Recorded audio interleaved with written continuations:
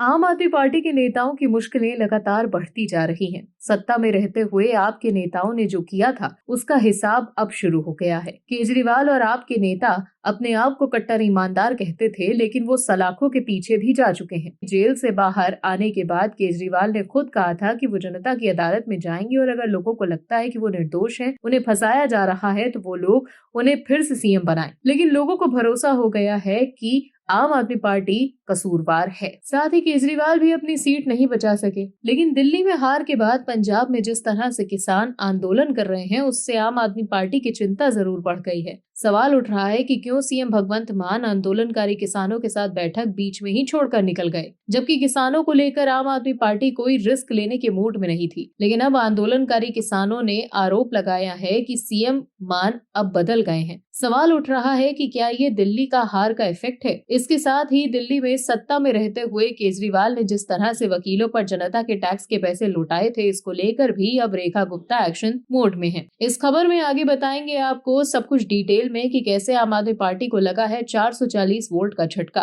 तो बने रहिए हमारे साथ अंत तक और देखते रहिए हमारी ये खास रिपोर्ट। दर्शकों, दिल्ली के भीतर एक ऐसी सरकार थी जिस पर आरोप है कि वो सिर्फ और सिर्फ भ्रष्टाचार करती थी और 2 का 4 करके खूब पैसा कमाती थी और अब पैसे का इस्तेमाल चुनाव लड़ने के लिए करती थी। जिस तरह से दीमक लकड़ी को खा जाती है, वैसे ही आम आदमी पार्टी के लोग दिल्ली को चट कर रहे थे। समझने की जरूरत यह है कि दिल्ली को आम आदमी पार्टी ने दिया क्या, सिर्फ बात राजनीतिक कलेश और भ्रष्टाचार की ही। लेकिन अब आम आदमी पार्टी के पाप का घड़ा भर चुका है, क्योंकि अब लगातार आम आदमी पार्टी के नेताओं पर केस हो रहे हैं। मनीष सिसोदिया और सत्येंद्र जैन फिर जेल जा सकते हैं। दरअसल दिल्ली विधानसभा चुनाव में मिली हार के बाद आपको एक और झटका लगा। इसके तहत दिल्ली के पूर्व डिप्टी सीएम और आम आदमी पार्टी के दिग्गज नेताओं में से एक मनीष सिसोदिया के साथ दिल्ली के पूर्व स्वास्थ्य मंत्री सत्येंद्र जैन की मुश्किलें बढ़ गई हैं। केंद्रीय गृह मंत्रालय ने एलजी सचिवालय को मिली चिट्ठी के बाद उपराज्यपाल इन दोनों नेताओं के खिलाफ कार्रवाई को मंजूरी दे चुके हैं। मामला भ्रष्टाचार से जुड़ा हुआ है।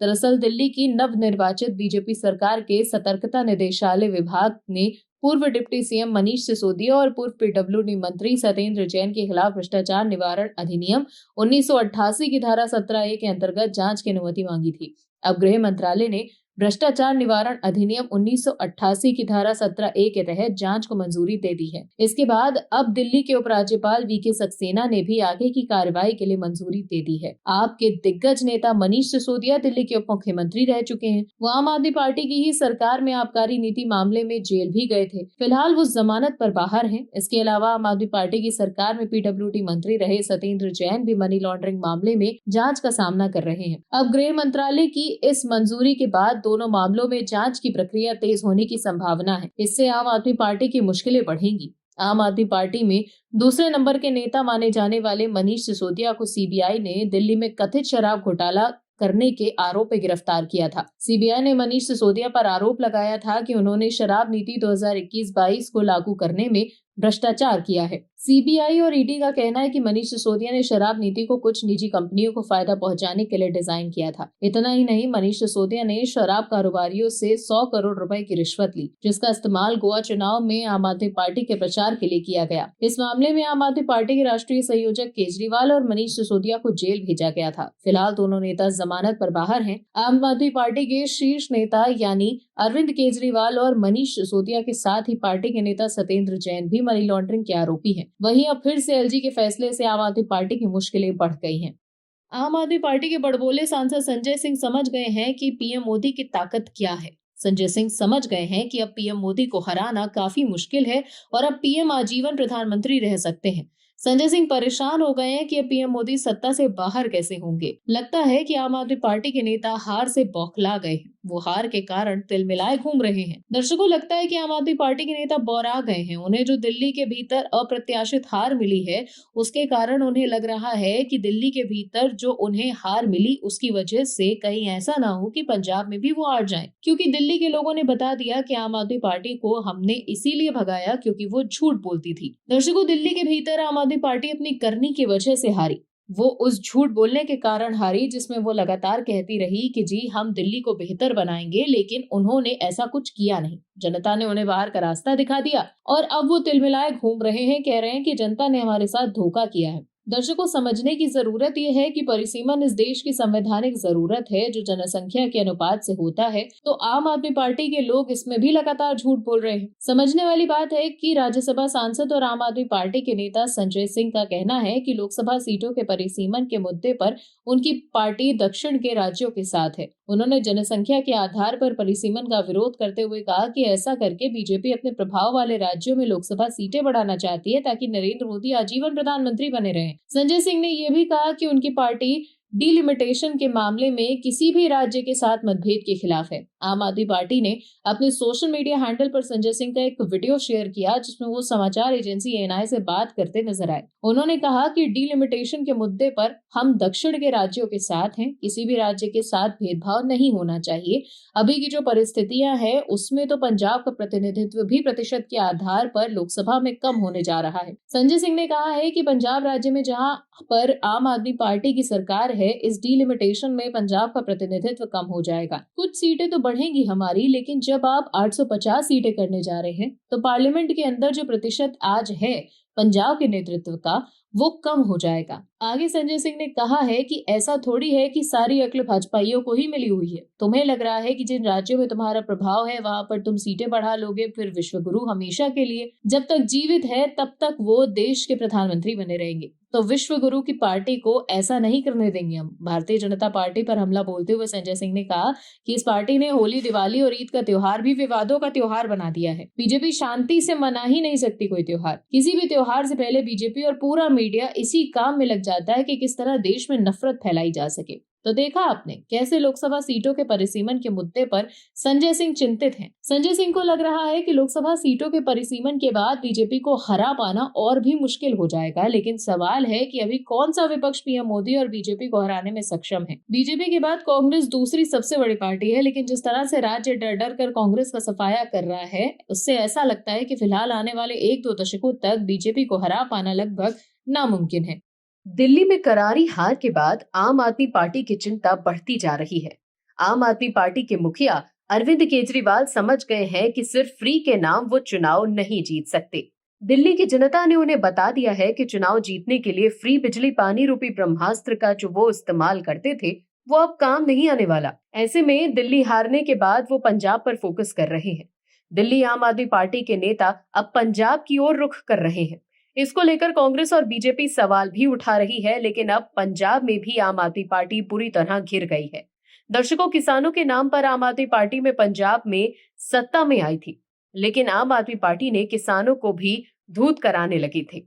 दर्शकों, किसानों के नाम पर आम आदमी पार्टी पंजाब में सत्ता में आई थी, लेकिन अब वो किसानों को भी उल जलूल चीजें बताने लगी। जो किसान आम आदमी पार्टी को सत्ता में लेकर आए थे वही किसान आज आपको दंगाई लगने लगे। समझना ये है कि आम आदमी पार्टी ने सरकार में आने से पहले कहा था कि हम किसानों की आय को दोगुना कर देंगे, लेकिन हुआ ऐसा कुछ भी नहीं। दर्शकों, किसानों का हाल लगातार बदहाल होता चला जा रहा है। वो सोच में डूब गए हैं कि हम तो इस सरकार से भी बदहाल हैं। फिर किसानों ने आंदोलन आम आदमी पार्टी सरकार के खिलाफ छेड़ दिया तो आपको वो किसान जो उनके लिए देश की रीढ़ की हड्डी थे अब वो दंगाई लगने लग गए। दरअसल दिल्ली में सत्ता से बाहर होने के बाद अब पंजाब में भी आम आदमी पार्टी की आफत पड़ गई है। संयुक्त किसान मोर्चा यानी एसकेएम का प्लान बी अब पंजाब सरकार के लिए एक बड़ा सिरदर्द बनता जा रहा है। अब वो हर जिले में आम आदमी पार्टी यानी आम आदमी पार्टी के विधायकों और सांसदों के घरों के बाहर धरना प्रदर्शन करने पहुंच जा रहे हैं। इसके साथ ही किसान संगठनों ने तय किया है कि वो आम आदमी पार्टी के नेताओं को गांव में भी घुसने नहीं देंगे। हर जगह उनका बहिष्कार होगा। वैसे एमएसपी की गारंटी समेत किसानों की जितनी भी मांगे हैं उसे लेकर वो केंद्र सरकार से लड़ाई लड़ रहे हैं, लेकिन राज्य सरकार के रवैये के कारण अब ये लड़ाई लगातार किसान बनाम आम आदमी पार्टी की बनती जा रही है। पहले किसान संगठनों ने 5 मार्च को चंडीगढ़ पहुंचकर धरना देने की योजना बनाई थी। ठीक उसी दिन जब शंभू बॉर्डर पर किसान मजदूर मोर्चा के वयोवृद्ध नेता जगजीत सिंह डंडेवाल के अनशन के 100 दिन पूरे हो गए थे। धरने से 2 दिन पहले मुख्यमंत्री भगवंत सिंह मान ने किसान नेताओं को बातचीत के लिए बुलाया, लेकिन ये वार्ता बीच में ही टूट गई। किसान नेताओं के अनुसार मान बीच बातचीत में अचानक ही उठकर ये कहते हुए चले गए कि पंजाब को धरना स्थल नहीं बनने देंगे। 2 दिन बाद जब किसान के जत्थों ने चंडीगढ़ की ओर जाने की कोशिश की तो उन्हें उनके जिलों की सीमा पर ही रोक दिया गया। कुछ आंदोलनकारी किसान जो आगे जाने में कामयाब भी रहे, उन्हें भी मोहाली से आगे नहीं जाने दिया गया। इतना ही नहीं, एसकेएम के सभी बड़े नेताओं को इसके पहले ही गिरफ्तार कर दिया गया। सबसे पहले बलबीर सिंह रजेवाल, ओंकार सिंह अंगोल और रजुदा सिंह मानसा को गिरफ्तार किया गया और बाद में जिला स्तर पर भी किसान नेताओं को हिरासत में ले लिया गया।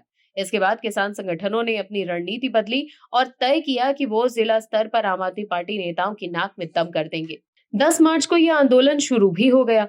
उन्होंने विभिन्न जिलों में आम आदमी पार्टी के 80 विधायकों और मंत्रियों के घरों के बाहर 4 घंटे तक धरना दिया। जलंधर में वो मंत्री मोहिंदर भगत के घर के बाहर धरने पर बैठे थे, तो संगरूर में विधायक नरेंद्र सिंह भराज के घर के बाहर, नाभा में उन्होंने विधायक देवमान के घर के बाहर धरना दिया, तो बटाला में अमरेश्वर सिंह शेरी के घर के बाहर। ये फेहरिस्त बहुत लंबी है और तकरीबन सभी जिलों में ऐसे ही धरनों की खबरें आई। किसान नेताओं का दावा है कि जल्द ही वो इस अभियान को और भी ज्यादा तेज करेंगे। यानी राज्य की आम आदमी पार्टी सरकार के लिए ये सब कुछ सिरदर्द बढ़ने वाला है। खास तौर पर इसलिए भी कि इस आंदोलन से कैसे निपटना है, इसकी किसी रणनीति का उसने खुलासा नहीं किया है। दर्शकों, किसान जब केंद्र सरकार के 3 कृषि कानूनों के खिलाफ आंदोलन कर रहे थे, तब अरविंद केजरीवाल ने किसानों का समर्थन कर उनका भरोसा जीता था और फिर पंजाब में उन्हें सियासी फायदा भी हुआ। लेकिन अब सवाल है कि अचानक क्यों भगवंत मान ने यू टर्न ले लिया। किसानों का भी कहना है कि पहले मान उनका समर्थन करते थे, लेकिन अब वो बदल गए हैं। सत्ता में रहते हुए अरविंद केजरीवाल और आम आदमी पार्टी ने जनता के पैसों को किसी तरह से बर्बाद किया है, ये सब जानते हैं। केजरीवाल ने पानी की तरह जनता के पैसों को बहाया है। अपने लिए शीश महल बनवाकर तो वो अपने लिए सुख सुविधा ले रहे थे, साथ ही केंद्र सरकार और एलजी के खिलाफ लड़ाई लड़ने में भी जनता के पैसों को पानी की तरह बहा रहे थे। अपने खास वकीलों को फीस देने के लिए जनता के पैसों का खूब इस्तेमाल कर रहे थे। हम सब ने देखा कि कैसे केजरीवाल के लिए अभिषेक मनु सिंघवी केस लड़ रहे थे। मीडिया रिपोर्ट्स के अनुसार अभिषेक मनु सिंघवी 6 लाख रुपए से 11 लाख रुपए के बीच फीस लेते हैं। ये फीस कोर्ट में एक बार पेश होने की होती है। ऐसे में आप समझ ही सकते हैं कि केजरीवाल ने सिंघवी को कितनी फीस दी होगी। दर्शकों, दिल्ली आबकारी घोटाला मामले में दिल्ली सरकार द्वारा वकीलों पर करोड़ों रुपए खर्च किए जाने की बात सामने आई। आम आदमी पार्टी की जब सरकार थी, उस वक्त खबर आई थी कि दिल्ली सरकार इस मामले में करीब 25.25 करोड़ रुपए वकीलों को फीस देने में खर्च कर चुकी है। मीडिया रिपोर्ट्स के अनुसार 25 करोड़ रुपए में से 18 करोड़ रुपए सीनियर वकील अभिषेक मनु सिंघवी को भुगतान किए गए। वहीं दिल्ली सरकार के मंत्री रहे सत्येंद्र जैन के मामलों में अक्सर कोर्ट में पेश होने वाले अधिवक्ता राहुल मेहरा को 5 करोड़ रुपए बतौर फीस भुगतान किए गए। रिपोर्ट्स में कहा गया कि सिंघवी को साल 2021-22 में 14 करोड़ रुपए और बाद में 4.1 करोड़ रुपए का भुगतान किया गया। वहीं राहुल मेहरा को साल 2020-21 में महज 2.4 लाख रुपए और साल 2021-22 में 3.9 करोड़ रुपए फीस के तौर पर दिए गए थे।